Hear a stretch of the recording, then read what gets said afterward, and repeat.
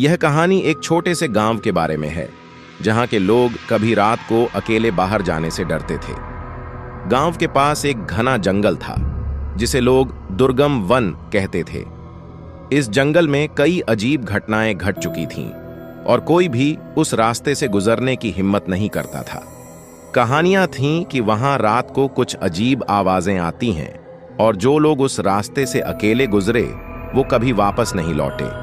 कहानी की शुरुआत होती है एक युवक अर्जुन से, जो गांव से बाहर शहर में काम करने के बाद अपने माता पिता से मिलने आया था। अर्जुन को अपनी जिंदगी में किसी चीज से डर नहीं था, लेकिन जब उसने दुर्गम वन के बारे में सुना तो उसकी जिज्ञासा ने उसे खींच लिया।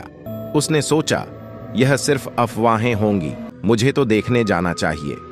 एक शाम जब सूरज धीरे धीरे अस्त हो रहा था और रात का अंधेरा फैलने लगा, अर्जुन ने एक कड़ा फैसला लिया। उसने अपने घर वालों से कहा कि वह पास के शहर में जा रहा है और जंगल के रास्ते से ही वापस लौटेगा। उसकी मां ने घबराते हुए उसे रोका। बिल्कुल मत जाना अर्जुन, उस जंगल में कुछ है जो इंसान को खींच लेता है। लोग कहते हैं कि वहां कोई और दुनिया बसी हुई है। लेकिन अर्जुन ने उसकी बातों को हल्के में लिया। मां, ये सब सिर्फ डरावनी कहानियां हैं, कुछ नहीं होगा।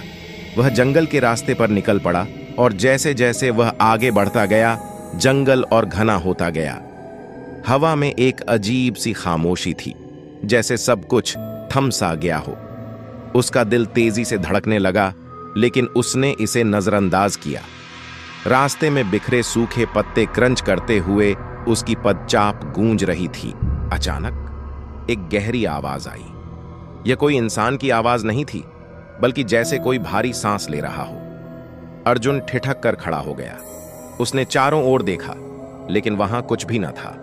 हवा भी रुक गई थी, मानो जंगल खुद भी कुछ महसूस कर रहा हो। अर्जुन ने सोचा कि यह शायद उसकी कल्पना का हिस्सा होगा, लेकिन फिर उसने एक हल्का सा झपकते हुए देखा। पेड़ों के बीच से एक आकृति झलक रही थी।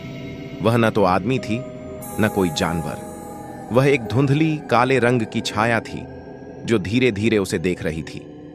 अर्जुन के रोंगटे खड़े हो गए, लेकिन उसने फिर भी हिम्मत जुटाई और कदम बढ़ाया।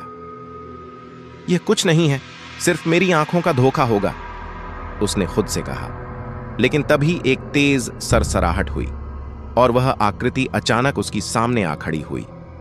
अब यह एक भूतिया रूप था, जो उसकी आंखों में घूरते हुए खड़ा था। अर्जुन के मुंह से कोई शब्द नहीं निकल पाया। वह पूरी तरह से सन्न था। आकृति के चेहरे पर एक डरावनी मुस्कान थी और उसकी आंखें गहरे काले और खाली थे।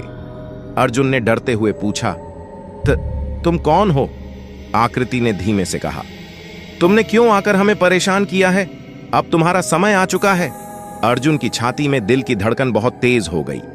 वह भागने के लिए मुड़ा, लेकिन उसके पैर जैसे जमीन में गड़ गए। अब वह वहीं खड़ा था, जैसे कोई शक्ति उसे जकड़े हुई हो। उसके शरीर से पसीना बहने लगा और एक अजीब सी गंध हवा में फैल गई। वह जोर जोर से चिल्लाया, कोई है, मदद करो! लेकिन वहां केवल सन्नाटा था। आकृति धीरे धीरे उसके पास आई और फिर उसकी आवाज सुनी। तुमसे यही कहा था अर्जुन, जब भी तुम यहां आए थे कुछ छिपा हुआ था। अब वह तुम्हें छोड़ने नहीं जाएगा। अर्जुन ने पूरी ताकत लगाकर जमीन से खुद को खींचने की कोशिश की और किसी तरह वह 2 कदम आगे बढ़ा। लेकिन जैसे ही वह 2 कदम बढ़ा, वही आकृति उसकी ओर बढ़ी और उसके चेहरे के पास पहुंचते हुए कहा, दूर मत जाओ, यह तुम्हारा अंत है। अर्जुन के शरीर ने जवाब देना बंद कर दिया। उसकी आंखों के सामने अंधेरा छा गया और उसकी नसों में एक अजीब सी जलन महसूस होने लगी। उसकी आंखों में नींद घेरने लगी थी, जैसे वह किसी गहरी नींद में जा रहा हो। लेकिन तभी अचानक एक चमकदार रोशनी आई। अर्जुन ने अपनी आंखें खोली। सामने एक वृद्ध व्यक्ति खड़ा था, जो बेहद गंभीर नजर आ रहा था। उसने अर्जुन को देखा और कहा, बच्चे, यहां से भागो, अब भी तुम्हारे पास समय है। अर्जुन की आंखें फैल गईं। तो तुम कौन हो? वह बमुश्किल कह सका। वृद्ध ने कहा, मैं यहां का संरक्षक हूं। तुम्हें यहां से बाहर जाना होगा, अगर तुम जीवित रहना चाहते हो तो। वृद्ध ने हाथ बढ़ाया और अर्जुन को खींचते हुए जंगल से बाहर निकाला। अर्जुन पीछे मुड़कर देखता रहा। लेकिन उस अंधेरे से निकलने के बाद उसे बस इतनी समझ में आया कि उसने उस जंगल की काली शक्तियों से एक खौफनाक मुठभेड़ की थी। वृद्ध ने हाथ बढ़ाया और अर्जुन को खींचते हुए जंगल से बाहर निकाला। वह कभी दुर्गम वन के पास भी नहीं गया और जब भी कोई उसे उस जंगल के बारे में पूछता, वह सिर्फ एक गहरी सांस लेकर कहता, वहां कुछ है जो इंसान के समझ से बाहर है। और उस दिन के बाद अर्जुन की आंखों में एक अजीब सी घबराहट और डर हमेशा बना रहा।